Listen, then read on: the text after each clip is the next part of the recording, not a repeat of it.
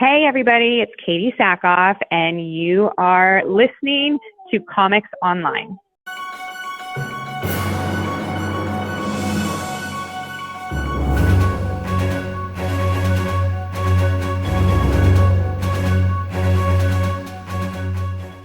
Hi, Katie. Hi, how are you? I'm sure you don't remember me. We've interviewed a couple times over the years at San Diego Comic-Con, but one of my favorite interviews with you was for Batman Year One.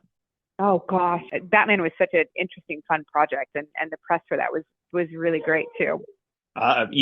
So we talked about Batman Year One, and then also we had the ridiculous question of what kind of dinosaur would you be and why? And your response was just one of my absolute favorites. I don't even remember what my response was. It was, I think you were a little indecisive on what you finalized, but it was just more of the, well, if it was this kind of dinosaur, it just was back and forth, but it was just such a fun Yeah. conversation. So I'll send you a link to that one. But today, I want to celebrate the work that you did on Battlestar Galactica. You've got a wonderful group coming together for your event in Chicago. I'd love to start off with the casting process. What was it like for you? Did you know that you were actually going out for Starbuck, or how was it presented at the time? Yeah, I did know that I was going out for Starbuck. We all got sent the script. There wasn't as much secrecy as there is now in projects because the internet didn't exist. So, if a script got out there, it would get out there and maybe someone would write an article about it, or it would become, something, but it wasn't like the entire script could end up online because that didn't exist.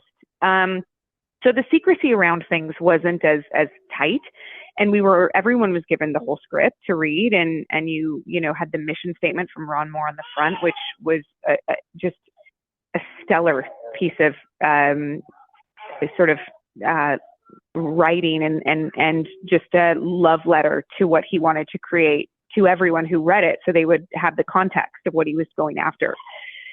And so I was always meant to audition for Starbuck.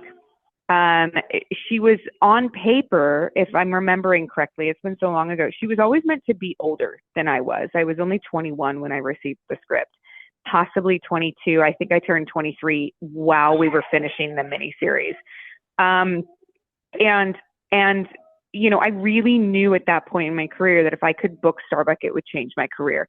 Not necessarily in the sense of, oh, this is going to be an iconic show that's going to last 5 seasons and, be considered one of the best sci-fi shows of all time. Obviously not that. I just knew that if I could play a character that wasn't a stereotypical blonde, that it was going to put my career on a different path. Because up till that point, I had played every iteration of stereotypical blonde you can think of. And I hated it because that's not who I was. And I really was trying to break out of that. And so I fought for it. I auditioned many times. When they didn't want to see me, or were unsure, I had my team call back and just kept pushing. And ultimately, I got the part because David Icke's wife saw something in me that no one else could see in anyone. They were having a really hard time casting the character. And she just walked by a camera or the TV one day of my audition and said, "I don't know what you guys are having such a hard time with. That Starbuck right there." One of the pieces that I always loved about the series was how grounded and gritty the aesthetics were, and I love the production story, the behind the scenes. Is there a favorite set piece or element from that practicality that you got to work with that really stands out to you 20 years later? I don't really remember. I mean, I remember always loving shooting in the quarters. It was tight. It was, you'd always have background actors in there and other actors because multiple people bunked in the same rooms. It was just a really fun set because it was so small. And I liked it. I always liked what transpired in there, whether it was, Starbuck sulking in her, her bunk or fracking someone. It was always a fun place where we saw sort of a different side of her, I think, at times. What were the Viper piloting experience? Was it really Yeah. surrounding? I was always interested in how that was framed. Obviously, there was a heavy CGI component to the show, but What was it like getting into the pilot seat for that? So some of my favorite stuff was the cockpit, because I think for me, it sort of like took me back to childhood and sort of experimenting with acting when I was much, much, much younger. And, like many kids, you sit in a cardboard box and you pretend like it's a plane or it's a car. You could do that for hours, I mean, there's so many stories of kids getting presents and playing in the box instead of with the gift. That imagination, that uninhibited imagination of a child is so wonderful. And I think you really have to tap into it in science fiction, especially older science fiction that's heavy CGI, that isn't like the volume for Mandalorian. And so it was a cockpit of a ship. That was the only part of it that was actual. The rest of it was pretty much styrofoam. Maybe some wood. I mean, I don't think you could stand on the wings. You couldn't stand on the nose. Maybe later seasons you could, but for the most part, it moved when the crew pushed it. And they would put the cockpit on airbags sometimes, and grips would bounce on it to make it move as well. So I loved that shit. Like that was some of my fondest memories, and some of my biggest foes were in that cockpit, because it was always a lot of dialogue and a lot of weird, crazy things that you would say, like I still have dialogue in my head. I thought I was going to be fired during the mini series because I couldn't say the dialogue that as it was written. And I literally thought I was going to get fired because they would find out that I wasn't a sci-fi actress, and that, like I was the girl, I just played the ditzy blonde really well. And, that this was all that I pulled one over on them. And, we've got violent decompressions irradiating from the port flight pod. I can't forget the line now because it traumatized me so much. And so it just, I loved the cockpit. One time they forgot to take me out and I fell asleep at lunch because you couldn't get out.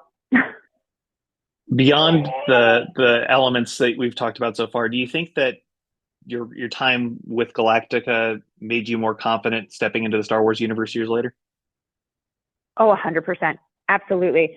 I think that every job that I had before Mandalorian helped prepare me for that role in different ways. But I think that when you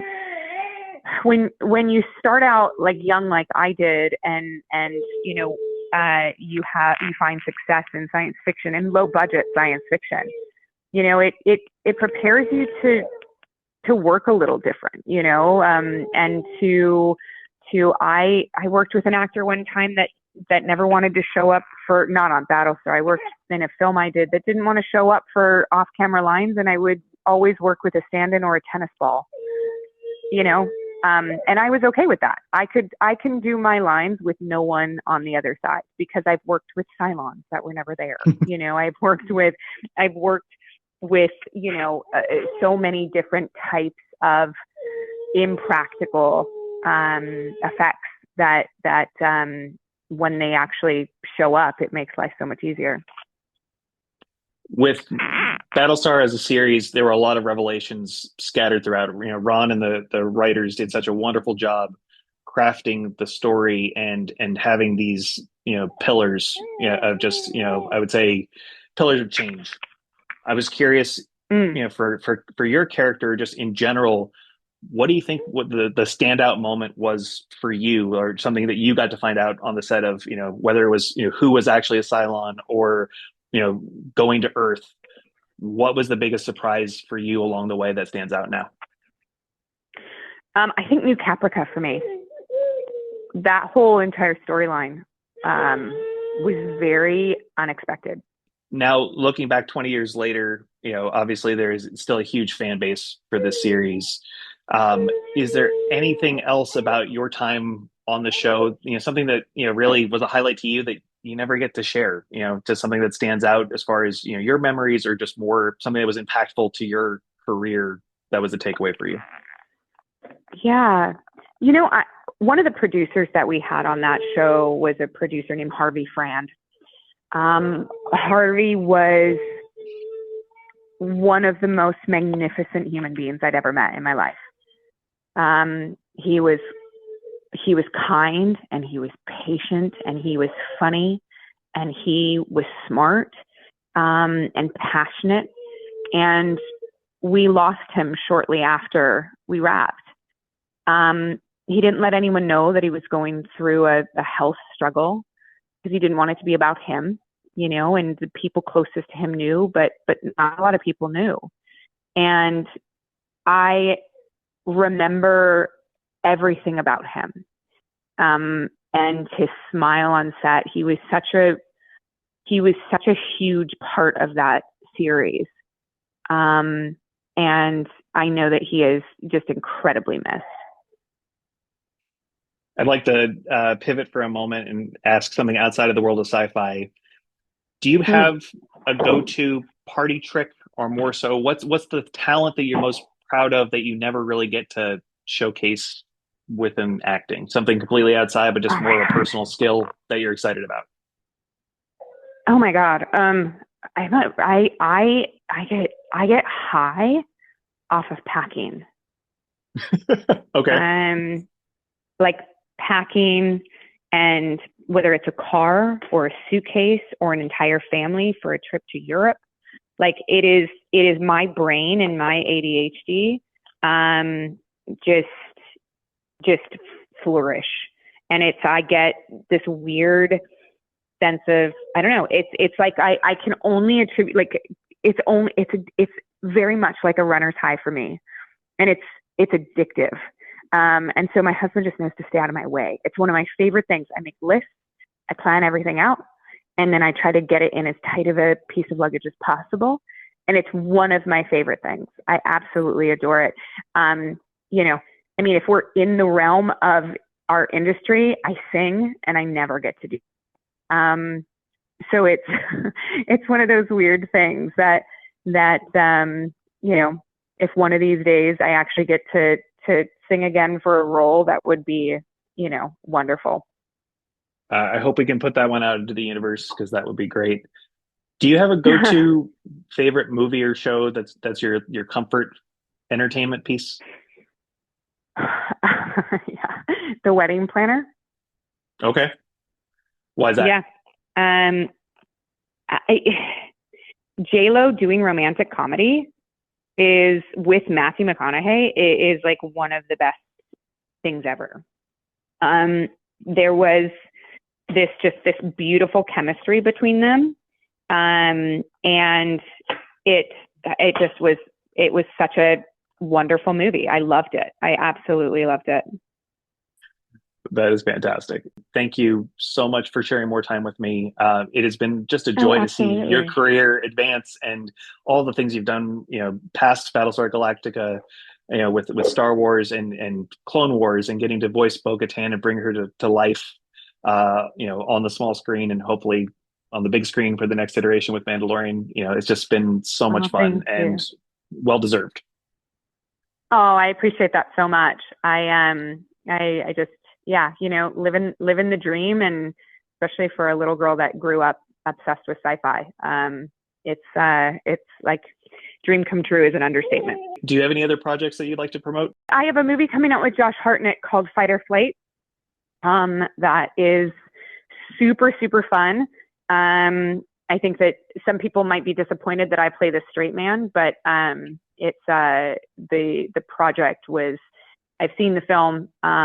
It's a real good time.